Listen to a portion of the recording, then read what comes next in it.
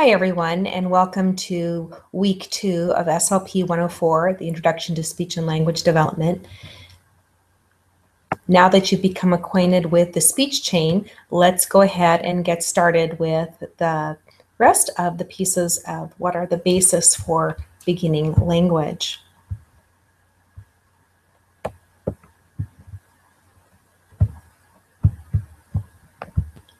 Looks like I'm trying to get my PowerPoint here to move through.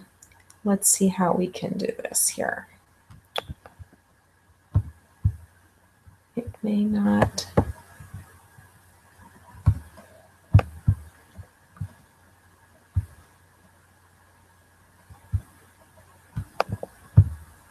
There we go.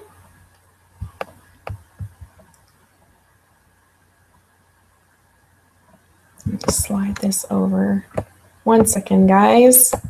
Thanks for your patience. Technology is not my friend this evening.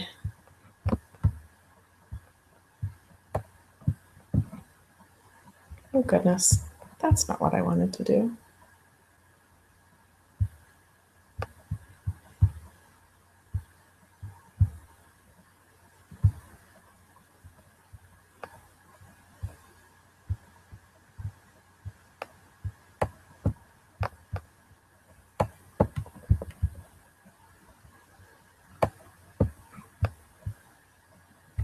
All right, well, here we go. Let's hope that this is moving along just as you see it, so do I. All right, so born to talk. What that means is when babies are born, they arrive here crying, right? They arrive here with this reflexive need to have their basic needs met, such as I'm hungry, I'm tired, I'm in pain, I'm wet, I'm uncomfortable. Those basic needs arise from the human nature of, these are things that happen to us, but the baby doesn't know that there's someone in their world to meet these needs. So they're kind of pre-wired to cry. The cry allows us to have information from that baby that there's something we need to react to. So those first cries are reflexive. They get here, but while they are a reflex to the needs that the child has, they are also communication. The communication of, I need something, I'm going to express it through tears. And that's how the communication begins. Communication in and of itself, the way we communicate with others around us is very unique to being humans. We babble, smile, coo, laugh, and we interact with the environment around us. And that is unique to humans in the way that we do it, through oral language, through facial expression, gesture, through spoken speech, the combination of sounds that we use, that our language has syntax and grammar and rules it has to follow. This is a uniquely human process. It is, I hope you begin to understand that even from looking at it from the perspective of the speech chain, an incredibly complex task, an incredibly complex situation where if you think, let's go back to the speech chain and think about that for a second, all the complexities of what has to happen in order for language to be expressed clearly. So we have seen in our world both bad and good communicators. And how do you judge that? How do you judge that someone is a poor communicator? And what it is it's anything in the dance of communication, that interaction between listener and speaker, anything that seems off from the smallest thing to larger things will be judged by the speaker or the listener as different or poor. So take, for example, the speech chain. You know, we have a disruption in that there's a noisy environment and the message from the speaker does not arrive to the listener. The listener's, what? What did you say? Unable to perceive the message from the listener. So something as simple as that. But if someone matches the incorrect facial expression or the incorrect body posture with their verbal message, sometimes we mistake intent, or we mistake a feeling, or we think they're being sarcastic, or they're not sincere. The idea of language is very, very complex. Everything has to work together in sync for it to be considered well communicated. So the message has to be formulated and sent from the speaker with all of those components of the oral musculature and the movement done correctly with the right timing, the right rate, the right inflection, sent to the listener's ear, interpreted by the listener. But it's more than that. It's the idea of intent, of why did you say it in the first place? Did you communicate an idea, a judgment, an expression, an exclamation? Were you asking for someone to follow directions? Or perhaps you were telling a joke, or telling something funny, or being sarcastic, or sharing a deep feeling. All of these pieces must work together in order for the communication process to actually happen and to happen well. Let me move this screen down just a little bit. There we go. So as we move forward in the course, what I'm going to show you is there's sometimes a vocabulary with which you need to become familiar, okay? And the reason isn't that I don't think you guys can define these independently. The reason is that in order for us to continue the conversation, we have to have a mutual understanding of what these words mean. So when I give you words like this, communication, language, and speech, and by the way, I'm going to ask you on quizzes what these mean, I want you to use exactly the definitions as they're presented here. I don't want you to come up with your own determination or express how you look at these words. What I want is an agreed upon understanding of how we use these words in this course, okay? So when we talk about communication, we're going to agree that this is the sending and receiving of information, ideas, feelings, and messages. When we talk about language, we're going to agree that this is an abstract set of symbols that are combined with rule-governed structures, the specific conventions of which are learned. And that speech is the oral expression of language. So communication, something we do daily with our spoken word and with our bodies, our eyes. We do it through written messages. We do it with people we know, people we don't know. We use social media to express communication. Language is that which is made up of the symbols. In our language, it's the A, B, C, D, E, F, G, those graphemes. That's what we call those written symbols that match up with speech sounds. So we know that something that's shaped like the letter K can make a sound like K. And we agree on that, okay? And then we combine it with other letters like N-O-W and it comes up with K-N-O-W, and we all agree that we're going to pronounce that as no, okay? We don't pronounce it as now. We don't pronounce it as canal. We don't pronounce it as canal or cano. We agree. That's the rule-governed structures. We have to agree on the rules that bind our language and how we use it. Now it extends even further into that, and the order we put words in. So when someone knocks on the door, we don't say who it is, we say who is it. The order in which words are produced also is bound by rules. These rules are learned over time. They're learned from the other people who share your language, and those rules differ across languages. Okay? Speech is the speech sounds that are produced from your motor strip that tell your mouth, your tongue, your lips, your teeth, your jaw, your vocal folds, your velopharyngeal port. They tell all those parts of your musculature when to open, when to close, when to move, what parts to hit together, and out comes sounds. Sounds like p and b and g and n and t and z, and that is oral speech. All right, I think this is still moving here. All right, so communication, let's go back through that again. And the idea here is communication is not necessarily learned from those basic reflexive pieces. So it's innate. The baby arrives here with the desire to communicate with the world around it. Our ability to interact is basically human. It's a human trait. However, there are things about our language that we must learn from our environment. So babies in utero are actually pre-wired. They're pre-wired to learn the language that they are hearing in utero. So they hear the phonemes, those speech sounds. That's another word for speech sounds, okay? Phonemes are the sounds like p, b, t, g, sh, ch, that are unique to the language that is of the culture or environment to which the child will be born. Body language is learned upon birth, but the child is already geared to hear and perform and respond in the language system that they've been listening to for the last 9 months.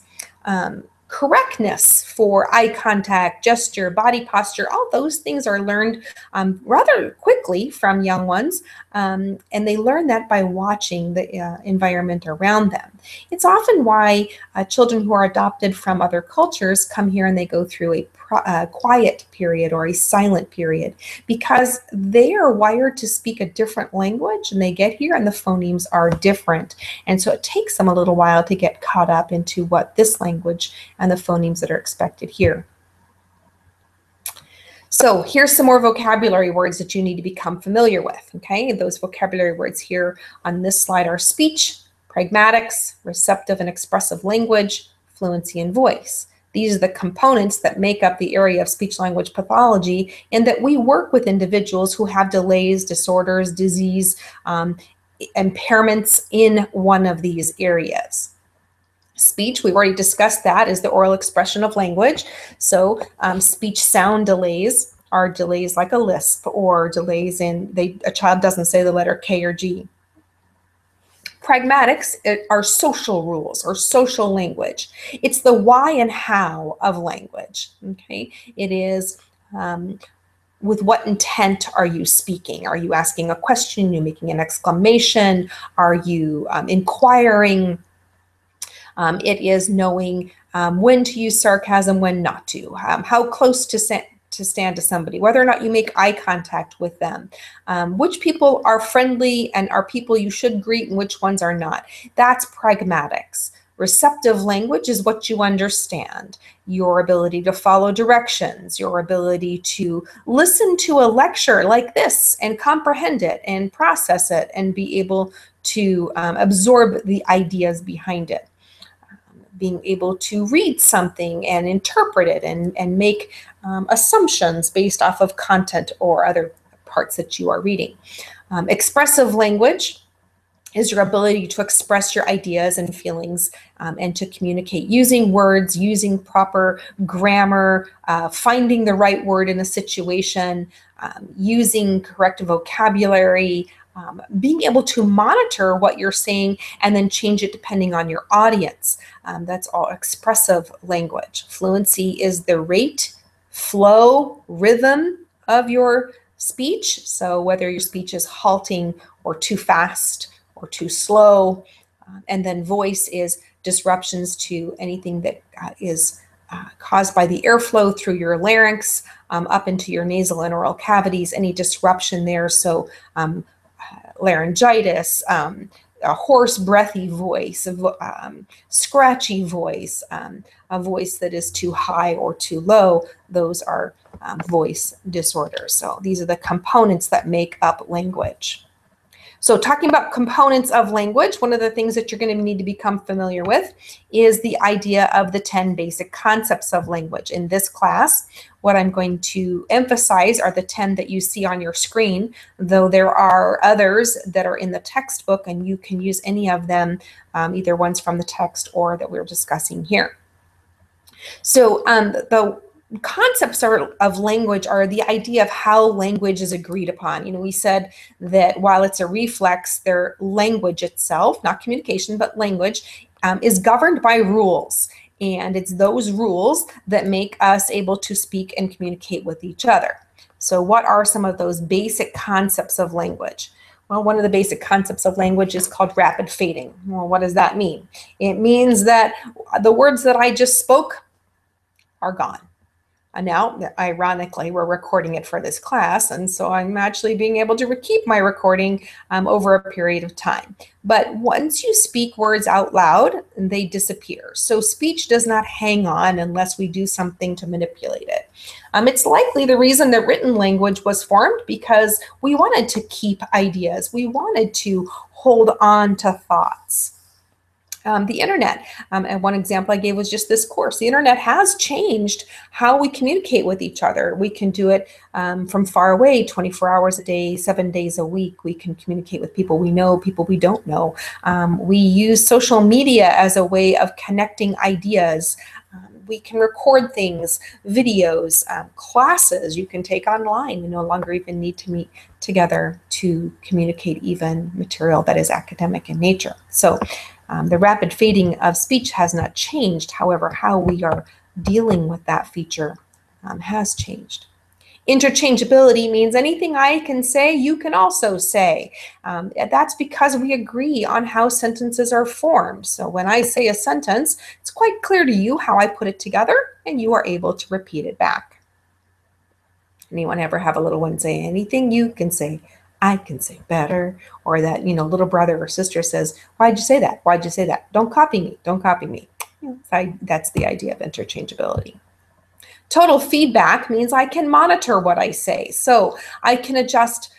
My students say, oh, you talk too fast. And I know I do. I'm trying to get a lot of material out in a short period of time. The lucky part is it's recorded, so you can go back and listen if you need to. But being able to monitor your rate and not say things too quickly, being able to use a different tone. So put the book down, put the book down, put the book down. Same sentence, but I monitor the inflection, rate, vocabulary, depending on the audience. Specialization is that unique quality that is human in that we use language to communicate.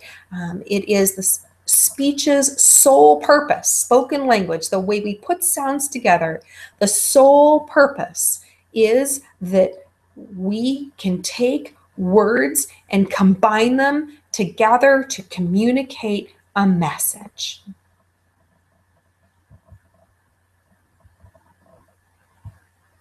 Semanticity means that words that we do use, those agreed upon words, is that they all have a very specific, stable message over time. And let's take example, the word chair. 1,000 years ago, a chair was a chair. 200 years ago, a chair was a chair. Today, a chair is still a chair. We combine the sounds of ch, and we all agree. We know what it is. We recognize that it has legs that attach to the floor, touch the floor. It has a horizontal piece where you can place your derriere and you use it to sit, to rest. Then you don't have to lay down or stand up. So we agree. What is a chair?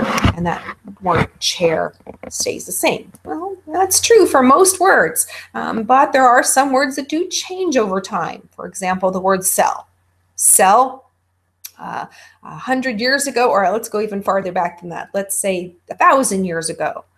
The word sell would mean to sell your items on the street, to barter or to exchange for goods and services. Cell 200 years ago might have meant a prison cell. Maybe 100 years ago it meant the human cell, the smallest part of the human body. And then moving on, if I said grab your cell, you now know that to mean your cell phone. So some words do change over time, but for the majority of the words that we use in language, we understand that we agree on how those words are going to maintain their interpretation over time. Well, but how did those words come into being? Well, that's a great question, and we don't all always know the answer to that. The interesting thing is it's arbitrary. So ch, has absolutely nothing to do with the object that it describes. I was asked this question every year, give me some words that are arbitrary or that are not arbitrary, excuse me. And people will come up with the darndest things. They'll say, well, shoe. Shoe's not arbitrary because a shoe is always a shoe. No, a shoe is completely arbitrary. Ooh, that combination of those sounds, it makes no sense. It has nothing to do with the object you wear. Football, those sound combinations have nothing to do with the object you throw through space. So the sounds that we use to talk about the objects that we agree to are arbitrary. There's someone comes up with the sounds they want to use to represent Google. Okay, someone came up with that and said, let's put a new word together and I'm going to make the word Google. We all agree that's what it's going to be called and we all use the word. So it's arbitrary. Words that are not maybe completely arbitrary would be words like onomatopoeia. Onomatopoeia are words that represent the sounds that you hear. So zip, buzz, pop, bang, moo, meow, woof. Those are onomatopoeia. All right, so we find ways of taking sounds in our language and writing them down so that they represent things we hear. So pop of a champagne bottle. Pop sounds like pop. So we figure out a way to make the graphemes work together to imitate that sound. They're still arbitrary, but perhaps less so. All right, and the reason I say perhaps arbitrary is because if you go to other countries or speak other languages, you will find words like meow and woof and pop are not said the same way in other languages as we say them in English. Proof positive that, again, the words and sounds that they represent are simply arbitrary. What makes them language is that we agree that that's how we're going to say them. Have you ever heard someone mispronounce a word? And you go, well, my mother's English and she says taco. Mom, it's not taco, it's taco. But the agreed upon pronunciation is taco. So she can't just use taco. That's not how you say it. The agreed upon way of saying it is taco. And so we have to keep that agreement in order for language to occur. Discreteness is another concept of language that says that language is made up of an infinite number of, a finite number of sounds. So each language has its own sounds. English has about 44, and we use those 44 sounds to create all the words that we are going to use to discuss. Displacement is the idea that we can talk about things from a different time and space. So you and I can talk about the Mayflower or the sailing of Marco Polo around the world or the Chinese invention of the printing press or Little House on the Prairie written by Laura Ingalls Wilder. We can talk about the presidential election. We can talk about a hurricane hitting Texas. All of these things we can do because of the concept of displacement. Displacement is a concept that does not develop until about 5 or 6 years old. It's the idea why 5 and 6 year olds in kindergarten, if you say, so when are you going to go to Disneyland? And they say tomorrow, or when did you go to Disneyland? Yesterday, because everything that's not happening right now is yesterday or tomorrow. So displacement happens about 5 or 6 years old when they start to be able to talk about things at other times and places.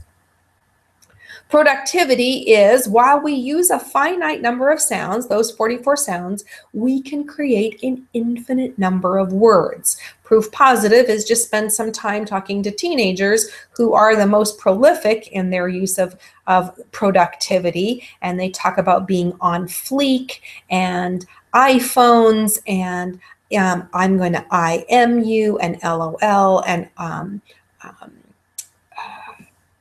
Snapchat. They are constantly creating new words with the existing phonemes that we have. And that's because our language is extremely productive. It moves and changes depending on what we need to do with it. Duality of patterning is we use the infinite number of words to express an infinite number of ideas and in an infinite number of ways. So we need new words. We need new ways of expressing things. Why? Because our technology changes, our world changes, and we need to be able to express a new thought or idea, such as, hundreds of years ago, they thought the earth was flat. Then they discovered the earth is round, and the word rotation or rotate perhaps came to fruition. Perhaps, I don't know that that's where it started, but you get the idea.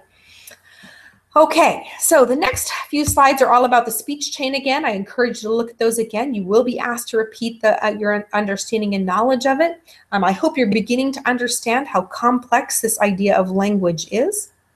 And as we move forward in the course, we start to peel apart some of these pieces that we agree on as language, and we'll discover how it is mastered by these tiny little humans that arrive here. All right, that's it for this evening. Have a great night. I'm going to go ahead and close off the broadcast.